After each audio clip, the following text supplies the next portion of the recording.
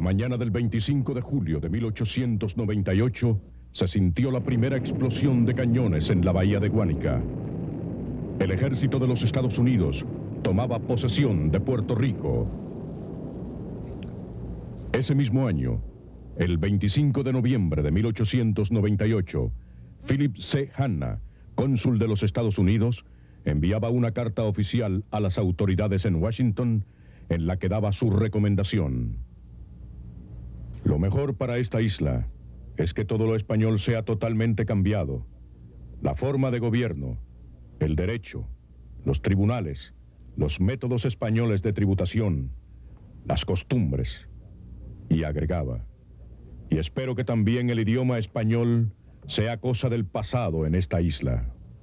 La americanización de Puerto Rico acababa de dar comienzo.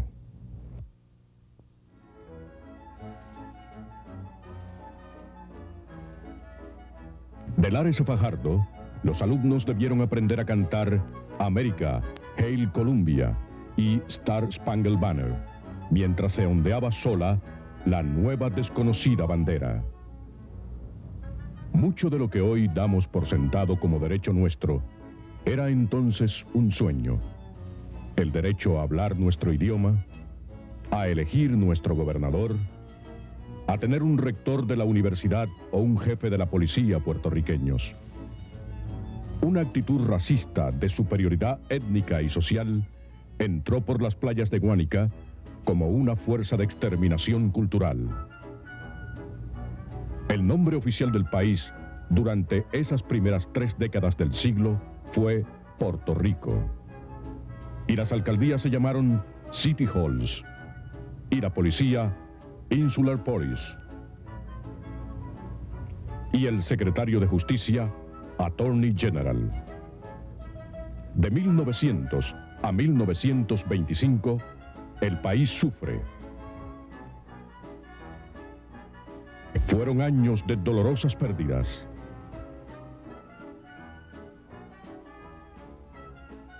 La tierra, por ejemplo, pasaba de manos del pequeño agricultor criollo y del hacendado de la caña al latifundista de la central azucarera.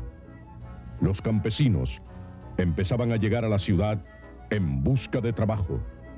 Las mujeres salían de sus casas para trabajar en los grandes talleres de la industria de la aguja y del tabaco. Se multiplicaba el trabajo asalariado. Pero no todos tenían la suerte de conseguirlo. Había miles de desempleados en las calles. Y como válvula de escape, se fomentaba la emigración hacia Estados Unidos y Hawái. Se anticipan los duros años de la depresión.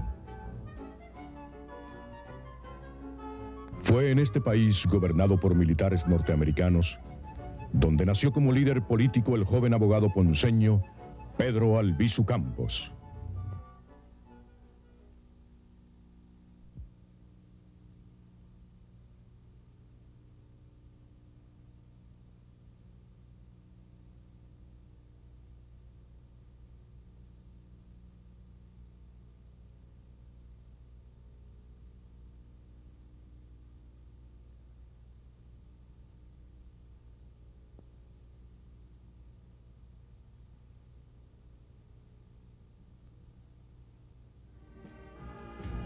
Nació el 12 de septiembre de 1891. Tenía 7 años cuando vio desfilar por Ponce las tropas norteamericanas del general Nelson A. Miles. Era hijo de el vizcaíno don Alejandro Albizu Romero y de doña Juliana Campos y Campos. Don Alejandro Albizu, comerciante vasco, fue fundador del Partido Liberal que existió bajo el régimen español hasta 1898.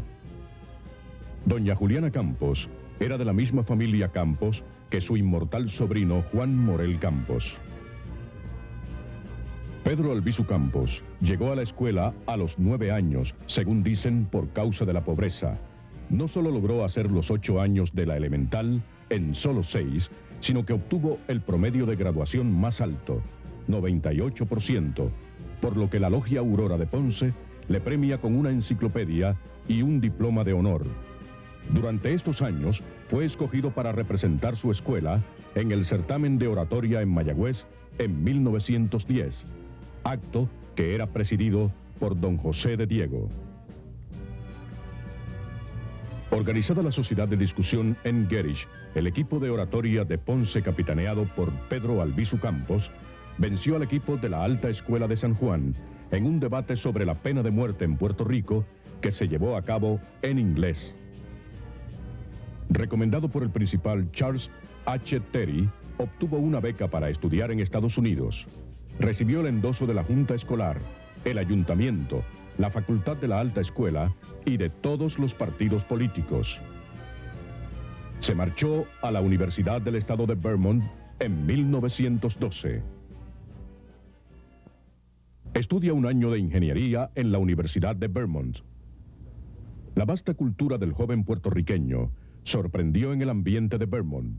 Se le encomendó dictar varias conferencias en la universidad y como reconocimiento a sus datos excepcionales, se permitió por primera vez que un alumno pronunciara una conferencia en la sección femenina. Un profesor de apellido Thompson, graduado de Harvard, le recomendó cambiarse para aquella universidad y poco después recibió una invitación para estudiar en la misma, especificando que no podría aspirar a una beca hasta que cursara el primer año allá. Hizo su ingreso en Harvard en 1913. Para cubrir los gastos de estudios, durante el primer año trabajó. Trabajó preparando estudiantes para los exámenes, haciendo traducciones, escribiendo colaboraciones para el periódico Christian Science Monitor. Entonces, estalló la Primera Guerra Mundial. Expresó sus ideas en torno a la guerra a través de un artículo titulado Puerto Rico and the War. Ingresó al Harvard Reserve Officers Training Corps. Firmado el armisticio, mientras trabajaba como ayudante del general Shetzman, se le notificó por carta del presidente de los Estados Unidos, Woodrow Wilson, que se presentara a Harvard para representar a esa universidad en la conferencia internacional que se celebraría en París para promover la paz. Albizu nunca llegó a París. Mientras era transportado con todos los honores por un barco de guerra, hizo escala en un puerto del sur y presenció el discrimen y maltrato contra los negros y renunció a continuar el viaje. Renunció al título de primer teniente de la Reserva de los Estados Unidos. En 1918, reingresa a la Universidad de Harvard. Cuando regresa a Puerto Rico en 1921, graduado de ingeniero químico, letras y filosofía, ciencias militares y derecho, Pedro Albizu Campos monta una modesta oficina de abogado en Ponce para atender a los pobres del país. Al regresar a Puerto Rico, dejaba atrás la universidad donde había pasado más de 8 años. Y dejaba también a sus mejores amigos, quienes también regresaban a sus países a cumplir con la encomienda que les asignaría la historia. En 1922, Pedro Albizu Campos y Laura Meneses se casan. La dedicación a la causa de la independencia fue total. Laura, que compartía sus ideales, decidió sacrificar su brillante carrera para compartir con él las penalidades que la dura vida que habían aceptado les impusiera. El doctor Pedro Albizu Campos ejercía su profesión de abogado entre los pobres. Y era un pobre él también, por su dedicación de no aceptar sino la defensa de los casos que le parecían justos. Habían nacido ya 2 hijos del matrimonio, y su estrechez económica era tanta que a veces no podían comprarles ni una camisa. Vivirían en la abundancia si don Pedro o doña Laura hubieran aceptado alguna de las muchas proposiciones que se les hicieron.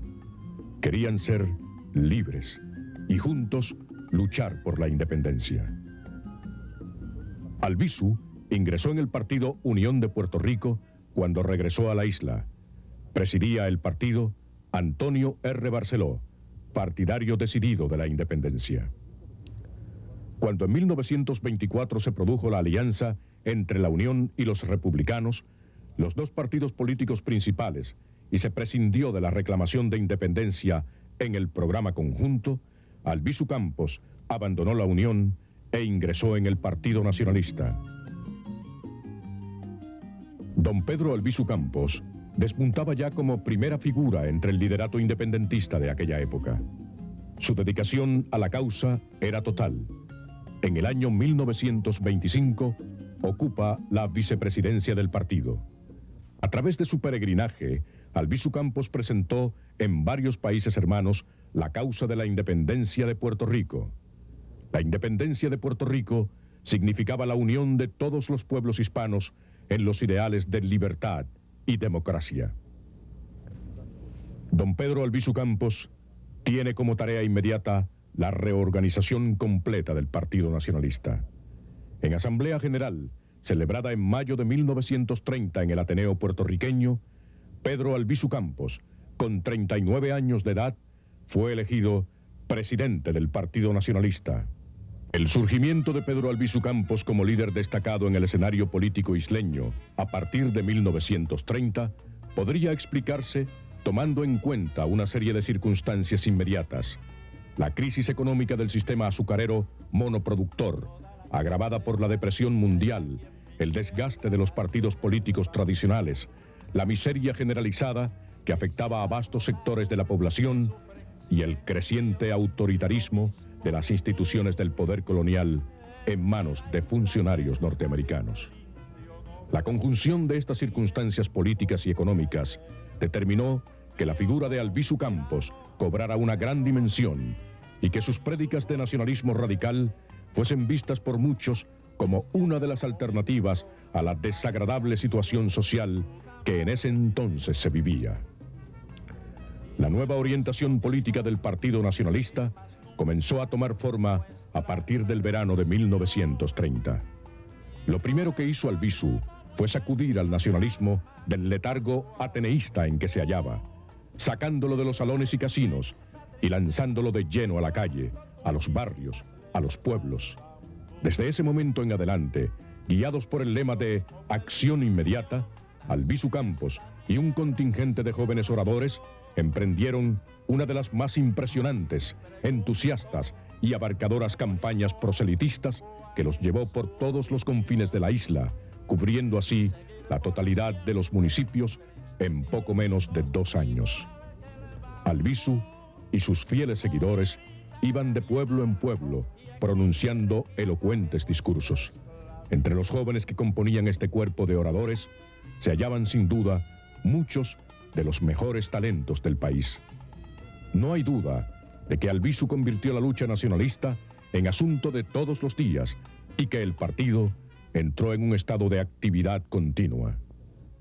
La noche del 16 de abril de 1932, don Pedro Albizu Campos se hallaba pronunciando el discurso de clausura en un mitin de su partido cuando fue informado que el Senado había aprobado un proyecto de ley que convertía a la bandera monoestrellada en el símbolo oficial del gobierno territorial de Puerto Rico.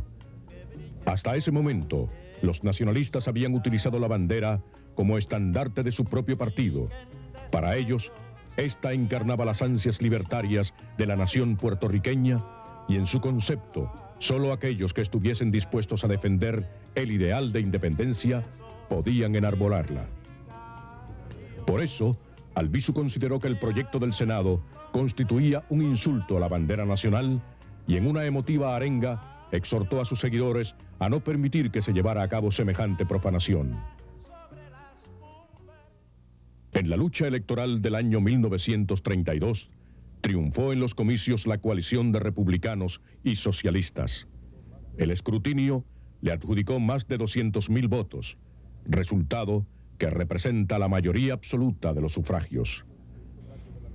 La coalición se hizo cargo de la legislatura insular para descubrir que no existe tal legislatura, porque está a merced del veto absoluto del presidente de los Estados Unidos, que todas las leyes del país las puede anular motu propio el propio Congreso de Estados Unidos, y que son los tribunales extranjeros yanquis los que fijan su interpretación.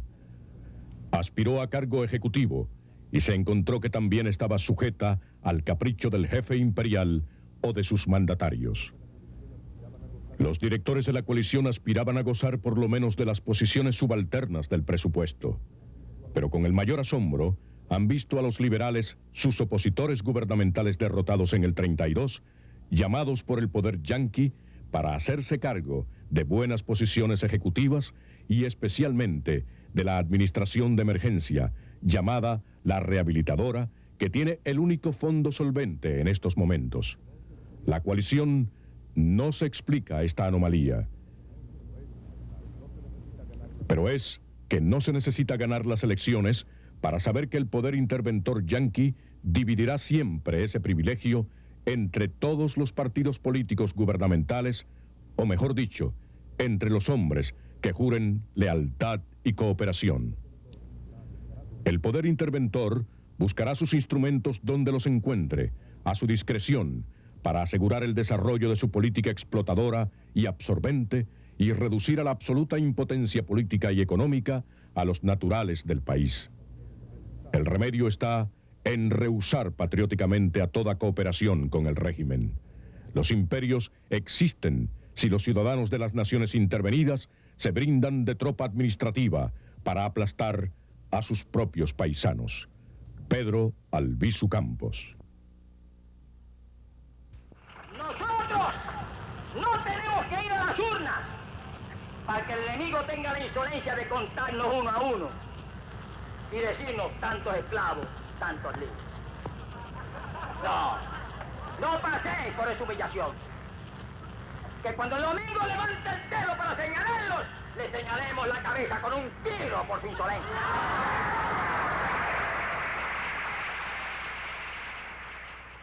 El latifundismo yanqui ha acopado 64.000 terratenientes que representan no menos de 500.000 con sus familiares han ingresado en las filas del proletariado.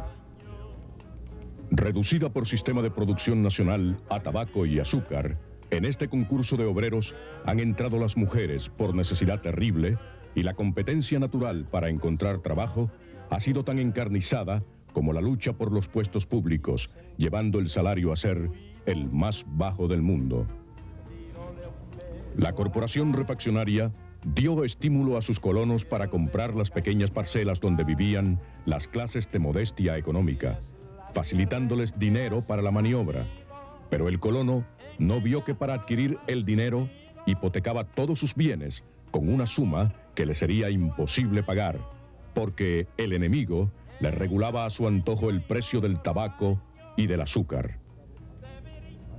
El resultado ha sido que más de la mitad de los valores azucareros son yanquis en pleno dominio, o el resto está hipotecado a bancos yanquis también. Cierto es que andan por ahí algunos puertorriqueños que se llaman azucareros y que, para mayor ironía, hacen de portavoces de la esclavitud azucarera. Dios quiera que la independencia se pueda proclamar antes de que los mandatarios puertorriqueños del trust azucarero lo pierdan todo. Las aldeas rurales fundadas en sitios saludables y tierras fértiles han desaparecido.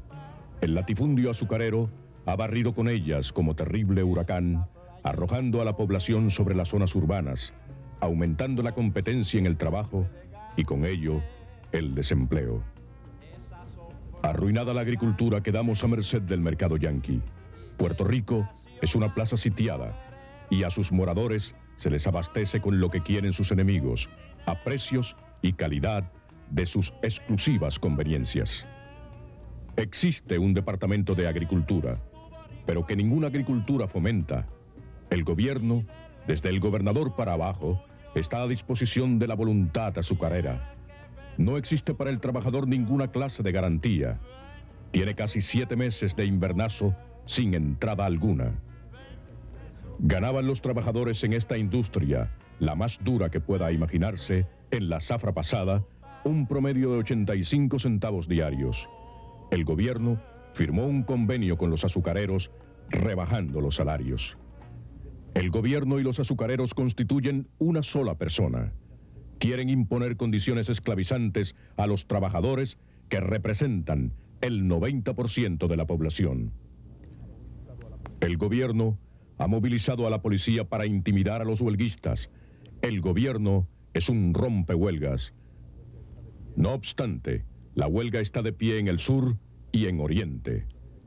Esta es una esclavitud azucarera impuesta a viva fuerza. Toca a nosotros abolirla. Pedro Albizu Campos. Los yanquis, malos como son, egoístas como son, donde ven algo de riqueza ya se tiran. No pueden contener esa ambición del oro. El oro los lleva a la muerte. Esa ambición los ciega. Y encontramos aquí un tesoro. Una gran nación productora. Y ahí quieren chuparle la sangre, chuparle la sangre, chuparle la sangre. Hasta dejarlo exánime, dejarlos como bagazo.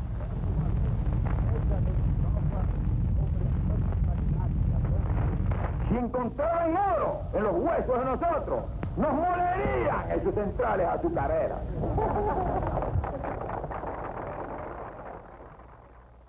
Uno de los factores que resultó de fundamental importancia para difundir ampliamente la prédica nacionalista y para que todas las capas de la población se pusieran en contacto directo con la oratoria de Albizu fue la utilización de la radio. Albizu Campos fue probablemente uno de los primeros políticos puertorriqueños en comprender la enorme capacidad que tenía la radio como instrumento de propaganda y en hacer un uso efectivo de ella. Desde el primer momento, insistió en que sus discursos fueran radiodifundidos y el partido hizo siempre lo posible para lograrlos. El 23 de febrero de 1936, el coronel Elisha Francis Riggs, jefe de la policía y responsable directo de los asesinatos en Río Piedras, fue ajusticiado por los jóvenes nacionalistas Elías Beauchamp e Irán Rosado. Comienza la represión y la persecución contra el nacionalismo. El 5 de marzo de 1936, a los 10 días de la muerte de Riggs, Albizu Campos y otros miembros del liderato nacionalista fueron arrestados y acusados por un supuesto delito de conspirar para derrocar, derribar y destruir por medio de la fuerza al gobierno de Estados Unidos de Puerto Rico. Una ola de protestas se desarrolló en Puerto Rico y por todos los países de nuestra América por el arresto de Albizu Campos y los líderes nacionalistas. El 31 de marzo de 1936 se reunió el gran jurado de la Corte Federal para someterle evidencia tendiente a someter la acusación que se le hacía a los nacionalistas. La Corte Federal solicitó al Partido Nacionalista todas las actas y documentos de los últimos 4 años. Albizu expresó: es un proceso en que se quiere que los acusados faciliten la prueba que necesita el fiscal, lo cual es demostrativo de que no hay ninguna prueba. Se pretende que los acusados suministren la prueba para su propia condena. El 14 de julio de 1936 se inició el proceso. Los fiscales le preguntaron a Albizu Campos: ¿y usted asume la responsabilidad por todos los actos del partido? Yo asumo toda la responsabilidad, contestó Albizu. A las 11 de la mañana del domingo 19 de julio de 1936, los miembros del jurado declararon a la Corte que no lograron ponerse de acuerdo y no pudieron llegar a un veredicto en ninguno de los 3 cargos. 7 puertorriqueños miembros del jurado habían votado por la absolución total y 5 norteamericanos votaron por la culpabilidad. El juez Cooper no accedió a la petición de Albizu Campos para posponer el nuevo juicio y señaló el lunes 27 de julio de 1936 para comenzar el mismo. El nuevo jurado seleccionado por la Corte Federal para el nuevo juicio, en su mayoría estaba integrado por norteamericanos, 10 contra 2, y estos 2 puertorriqueños estaban muy vinculados a los intereses extranjeros en Puerto Rico.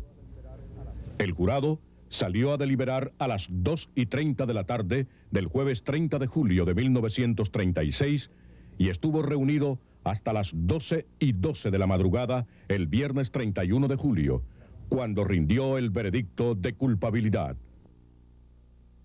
Al conocer el veredicto, Albizu Campos dijo a los periodistas: a los hombres que consagran su vida a la libertad de la patria, lo que les espera es la cárcel. Aconsejo a la patria serenidad. Los nacionalistas fueron trasladados inmediatamente, bajo fuerte escolta policíaca, hasta la cárcel La Princesa. Al conocerse la noticia de la convicción de los nacionalistas, hubo una reacción de indignación general en todo el pueblo.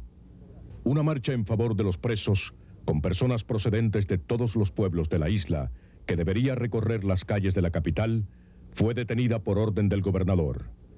Se prohibió terminantemente todo acto público, llegándose a la clausura de los cementerios para impedir las ofrendas florales a los muertos. Mientras los presos estaban en la cárcel de La Princesa, los nacionalistas planearon una serie de demostraciones para protestar en favor de los reclusos. Los desfiles estaban prohibidos, pero en Ponce, el alcalde Tormos concedió una autorización para celebrar una manifestación pacífica. Una hora antes de comenzar el desfile, el alcalde ordenó la cancelación del mismo. Los líderes nacionalistas, el jefe de la policía y el alcalde celebraron una apresurada reunión. Los nacionalistas insistían en desfilar, alegando que ya estaban concentrados para el evento. El alcalde simpatizaba con ellos, pero era desautorizado por el jefe de la policía, que tenía el recurso de la fuerza. El desfile comenzó pacíficamente, a los acordes de la borinqueña. Era el 21 de marzo de 1937, Domingo de Ramos. Cuando los jóvenes desfilantes se acercaban, el capitán Soldevila se paró a la entrada de la plaza y dio el alto a la procesión. Los muchachos buscaban con la mirada a sus líderes pidiendo instrucciones. Sonó un disparo. Espectadores y desfilantes rompieron filas. Más tiros, pánico, gritos, ráfagas de metralla barriendo la plaza. El tiroteo duró 15 minutos, dejando un saldo de 21 muertos y más de 150 heridos. Unos 150 manifestantes fueron arrestados. Confirmada la sentencia y reprimido el pueblo a sangre y fuego, el 7 de junio de 1937, fuertemente custodiados, Albizu Campos, Juan Antonio Corretjer, Clemente Soto Vélez, Pablo Rosado Ortiz, Luis F. Velázquez, Julio H. Velázquez, Juan Gallardo Santiago y Erasmo Velázquez fueron trasladados desde la cárcel de La Princesa en San Juan hasta la penitenciaría de Atlanta en Estados Unidos. Los nacionalistas fueron sentenciados a 10 y 6 años de prisión. El 25 de julio de 1938, el gobernador Blanton Winship organizó en la enlutada ciudad de Ponce un grandioso acto militar, con un despliegue de fuerza nunca visto en Puerto Rico. En el momento en que desfilaba la infantería norteamericana frente al templete, el estudiante nacionalista Ángel Esteban Anton Giorgi surgió frente a la tribuna y disparó contra Winship y los que le rodeaban, matando al coronel de la Guardia Nacional de Puerto Rico. El estudiante fue abatido a balazos. Un grupo de nacionalistas fue detenido. Las oficinas y residencias de los nacionalistas fueron allanadas. Aumenta la represión contra estos. Nosotros tenemos nuestra estirpe. Tenemos nuestra estirpe como nacionalidad. Nosotros no tenemos que ir a invocar apostolados de nadie. Aquí tenemos la grandeza encarnada de un Betances. Aquí tenemos la grandeza encarnada de un Oso. Aquí tenemos la grandeza encarnada de un Arismendi. Aquí tenemos la grandeza encarnada de un De Diego. Aquí tenemos el sublime heroísmo de un Antón Giorgi, de un Rosado, de un Bochá.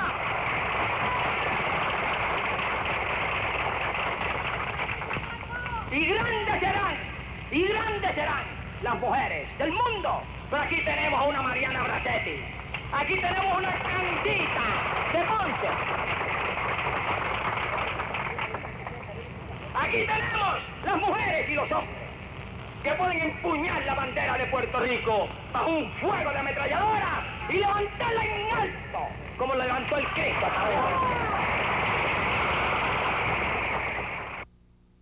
Extinguida totalmente su condena, Albizu Campos regresó a Puerto Rico en diciembre de 1947. Cuba y México le habían extendido invitaciones de residencia, pero declinó las ofertas para proseguir en la lucha. El pueblo isleño le recibió con una imponente manifestación pública. Me parece que no es ningún honor para nadie ser capataz sobre sus hermanos. A título de democracia, a título que sea. Pero nosotros vamos a insistir en el mundo entero con nuestra causa en Puerto Rico. Pero nosotros tenemos que hacer algo en Puerto Rico. ¿Por qué le dicen a Albizu Campos, le ofrecen en México hogar, propiedad, posición, todo lo que quiera? En Santo Domingo, en Cuba, en todas partes del mundo para que se vaya allá, para que descanse. Yo descansaré. Yo le agradezco mucho a mis amigos de todas nuestras Américas que le brinden hospitalidad a mis hijos y a mi santa esposa. Yo quiero de esta tribuna a todo el que me oiga, que aquel que tuvo una mirada de respeto para mi mujer en el destierro y para mis hijos en el destierro, Albizu Campos ha jurado que nunca bajará la guardia en la defensa de la libertad de los pueblos.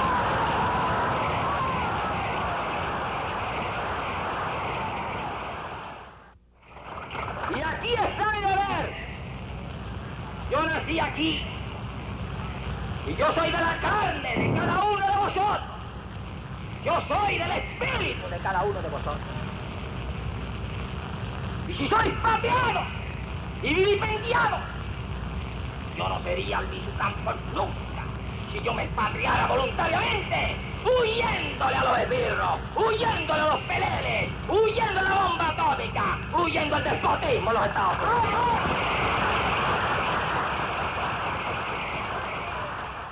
Vivían prácticamente sitiados. Día y noche se mantenía un auto de la policía frente a su casa. Si paseaba a pie, era seguido por un agente. Las gentes que le visitaban eran interrogadas por la policía. Su correspondencia estaba interceptada. El triunfo de Muñoz Marín con su nueva fórmula de Estado Libre Asociado cayó sobre los nacionalistas como un machetazo, cortándoles de un golpe el camino de la independencia total que tan cerca estuvieron de conseguir. Albizu Campos decidió entonces multiplicar sus presentaciones públicas, pronunciando discursos cada vez más enardecedores. El 30 de octubre de 1950, los nacionalistas nuevamente se reagrupan y surge el movimiento Rebelión Nacionalista del 50. En Peñuelas y Arecibo, comandos nacionalistas se enfrentaban al destacamento de policías. En Jayuya, la rebelión cobró mayores bríos, ya que este pueblo había sido señalado como objetivo primordial. Los nacionalistas lucharon en cada esquina del pueblo y al cabo de varias horas de combate, Jayuya pasó de nuevo bajo el control del gobierno. A mediodía de este 30 de octubre, la rebelión nacionalista se hizo sentir en varios puntos de San Juan. El primero tuvo lugar en la Fortaleza, residencia oficial del gobernador, donde un comando suicida compuesto por 5 hombres armados se introdujo hasta el mismo patio de la mansión ejecutiva. 1 hora duró el tiroteo. Don Pedro se encontraba en su casa con los jóvenes nacionalistas Doris Torresola, Carmen María Pérez y el universitario José Muñoz Matos.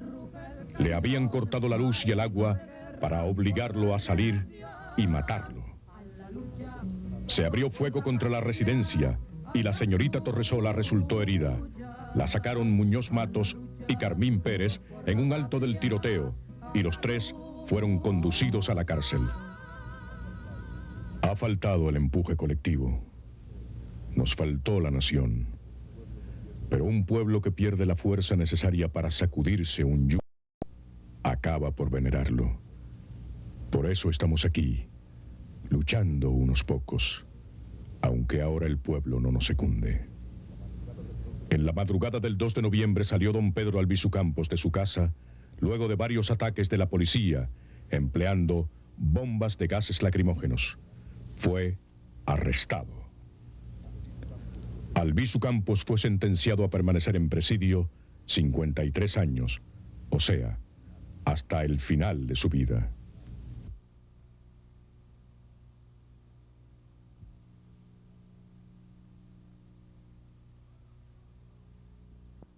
Nosotros tenemos que gobernar este país aquí. Y el gobierno nuestro tiene que imponerse en el momento en que un déspota extranjero quiera imponerse. Si aquí hay un despotismo que quiere izar bandera, hay que bajarle su bandera a la fuerza de ahora.